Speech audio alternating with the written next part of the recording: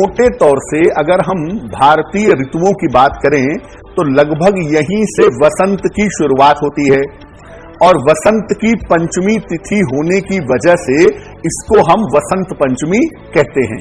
इसी उपासना के पर्व को वसंत पंचमी कहा जाता है। साल में बहुत ज्यादा शुभ मानते हैं इसको, पूरे साल की सबसे ज्यादा शुभ तिथि मानते हैं इसको, इसीलिए इसको अबूझ मुहूर्त भी कहा जाता है। ऐसा मुहूर्त जिसमें आपको बहुत ज्यादा गणना करने की, बहुत ज्यादा कैलकुलेशन करने की जरूरत नहीं है। वसंत पंचमी में विवाह करना, घर का निर्माण करना और अन्य शुभ कार्य करना बहुत अच्छा होता है। बिना किसी कैलकुलेशन के, बिना किसी गणना के अगर आप चाहें तो वसंत पंचमी के दिन कोई भी नया और कोई भी शुभ काम कर सकते हैं। ऋतुओं का संधिकाल है, शिशिर ऋतु समाप्त होती है और वसंत की शुरुआत होती है, इसीलिए इस समय ज्ञान और विज्ञान दोनों का वरदान पाया जा सकता है। वसंत पंचमी पर संगीत, कला और अध्यात्म का आशीर्वाद भी मिलता है।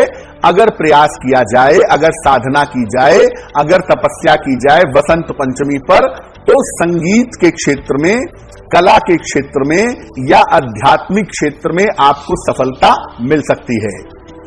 अगर कुंडली में विद्या बुद्धि का योग नहीं है या शिक्षा में बाधा आने का योग है तो वसंत पंचमी पर आप माता सरस्वती की पूजा करके, उनकी उपासना करके, उनकी साधना करके अपनी विद्या बुद्धि और शिक्षा को ठीक कर सकते हैं। इस बार वसंत पंचमी का पर्व 26 जनवरी को है। 26 जनवरी को वसंत पंचमी का पर्व मनाइए और शिक्षा से संबंधित, ज्ञान से संबंधित और विद्या से संबंधित अगर वरदान पाना चाहते हैं तो इस दिन तपस्या अवश्य करिए। इस ऐड को स्किप करना तो बहुत मुश्किल है, पर लाइफ की प्रॉब्लम्स का सोल्यूशन ढूंढना आसान। प्रॉब्लम से सोल्यूशन तक, आंसर तक, नो योर फेथ। करते हैं, तपस्या करते हैं तो निश्चित रूप से आपको शुभता की प्राप्ति होती है। कौन सी पूजा वसंत पंचमी पर जरूर करनी चाहिए? देखिए, कुंडली में अगर आपके बुध कमजोर हो तो बुद्धि कमजोर हो जाती है, क्योंकि बुध का मतलब होता है इंटेलिजेंस, बुद्धिमता, शार्पनेस ऑफ द ब्रेन। आपका दिमाग कितना तेज है ये बात कुंडली में बुध बताएगा। तो अगर बुध कमजोर है तो ऐसी दशा में मां सरस्वती की उपासना अगर आप हरे फल अर्पित करके करें, हरी चीजों से उनकी पूजा करें तो बुध प्रबल होगा, और बुध प्रबल होगा तो बुद्धि थोड़ी तेज होगी। अगर बृहस्पति कमजोर हो तो विद्या प्राप्त करने में मुश्किल आती है। यानी मान लिया आपका बुध अच्छा है तो आप बुद्धिमान तो होंगे, लेकिन अगर बृहस्पति अच्छा नहीं होगा तो ज्ञान नहीं मिल पाएगा। इसीलिए बृहस्पति के कमजोर होने पर विद्या में बाधा आती है, और अगर विद्या प्राप्त करने में, डिग्री प्राप्त करने में बाधा आ रही है तो वसंत पंचमी के दिन पीले कपड़े पहन करके, पीले फूल से और पीले फलों से मां सरस्वती की उपासना करनी चाहिए।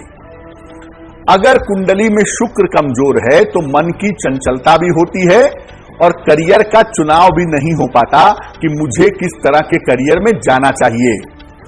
ऐसी दशा में वसंत पंचमी के दिन मां सरस्वती की उपासना अगर सफेद फूलों से की जाए तो बहुत ज्यादा अच्छा होगा।